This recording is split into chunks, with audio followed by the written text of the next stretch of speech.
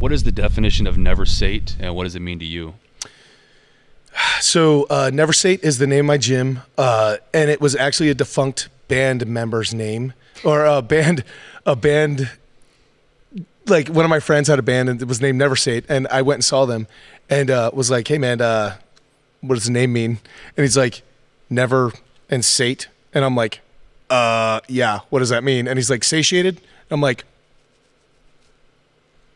He's like, satisfied, never satisfied, right? And I'm like, okay.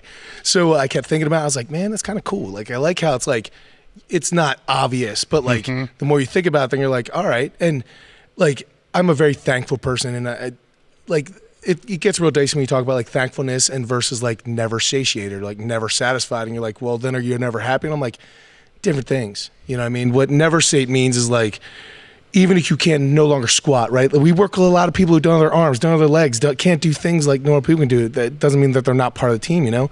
It means that like, if you can't do something physically, then you're gonna try to get better mentally. If you can't get better mentally, then you're gonna try to get better emotionally. Like, it means like when I'm driving my car, I'm not just like mindlessly doing something, like I'm trying to like become a better driver, maybe, for instance. Like, yeah. It's just always constantly trying to improve your situation, you know? Constant and never ending improvement all the time. That's just what it's about to me. It means different things to different people. And the good part about it is that it helped me create an umbrella, because it's not like kill Puppy's gym, you know what I mean? So it has kind of like a different connotation. It's not like that. So I get a wide spread of different people, but it is known as like a place that just is very welcoming for people who we accept that. And it has nothing to do if you lift 5 pounds or 500 pounds. It has to do with like, you give what you have, right? Like, I don't care how strong you are. I can make you stronger. Like, if you come in and you quit after I push you a little bit, then I'm like, if you quit there, you're never gonna, like, it's not you, it's me. Like, sorry, you gotta go, right? And it's just built a family where there's a certain excellence expected. And since I was able to set it from the beginning, since I was the guy that I'm the gatekeeper that everyone needs to come through, I've been able to keep the quality to a level where it's no problem.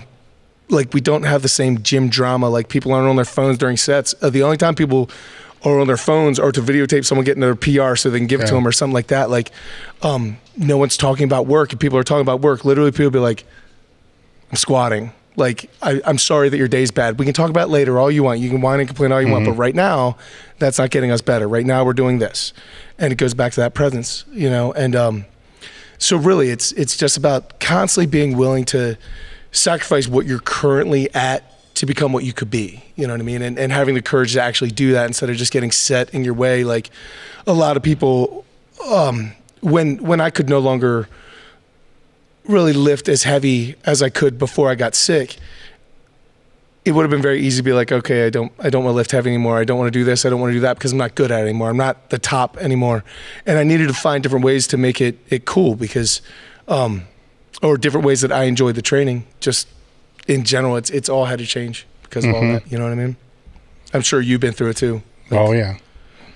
I actually I was talking to somebody the other day about, in a video, talking about starting over at zero and how like, they're like, oh man, I hurt myself and like, I'm so torn up. I'm like, dude, go check out Dave Tate's stuff and just read the laundry list, right? Like, I can give you a laundry list, but mine's not from so much lifting stuff. Like, the number of you guys who just have like destroyed yourselves and come back and destroyed yourself and started an empty bar, started like, and like again and again and again. I don't understand why people get upset. I can understand why people get upset when they get injured, but I'm like, when I was coming up, the first time I hurt my back and like was getting like weird tingly sensations down my leg and was like going numb and stuff, I was like, I'm in huge trouble here. And I reached out to like a lifter that I knew on T Nation who was like an older guy, probably about my age and super strong, like Zercher squat, like 700 pound kind of guy, and was like, has this ever happened to you? And he's like, yeah, look, here's what's going on. I explained and really like calm my nerves down. I still had to get serious medical attention done and stuff, but like, he was able to calm me down. And now there's so much information out there. If they just type in Dave Tate injuries and watch like 5 minutes of video, they're like, well, he's had this 7 times. Like, yeah, this isn't that big of a deal. Sometimes the hardest PRs to make are 135, 135, and 135. Yes. So it's the squat, it's the bench, it's the deadlift, it's getting back to a plate. You know, it's that sometimes because you're still, like you said, starting from zero. Yes. So, I mean, you have surgery, you come back, you're at zero, and it's frustrating, you know, and it's going to be really, really frustrating no matter how you approach it or what your mindset is or anything until you get a plate on the bar. Yep. You know, everything that you've done and basically everything you think that you've existed for just got ripped away. Yeah. And you haven't matured enough to know, you know, that this isn't my identity, but you still believe it is. You know, it's bullshit that we tell ourselves as we get older. It still is a big part. I'm going through it right now. Mm-hmm. Like when I got sick and lost my strength, like the strange part was, you know how like, you know how 135 should feel, you know, 225, you know certain things, right?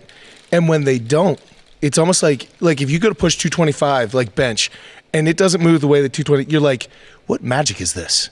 You know what I mean? Like it's like someone stole your power. And like the frustrating thing is you're like, it's never going to come back. It's never going to come back. And like you said, like 6 months, and like people, when you just get injured and you say 6 months, it's crushing, right?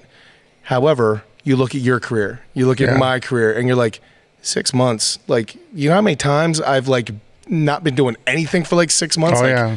Like it's happened so many times, and here I am now, and you're going, oh man, I hope I can get there someday. I'm like, bro, like just stick with it. Like everyone out there, just stick with it long enough. Like keep coming back. Be too stupid to quit. Like that's how you get far in this sport. Yeah.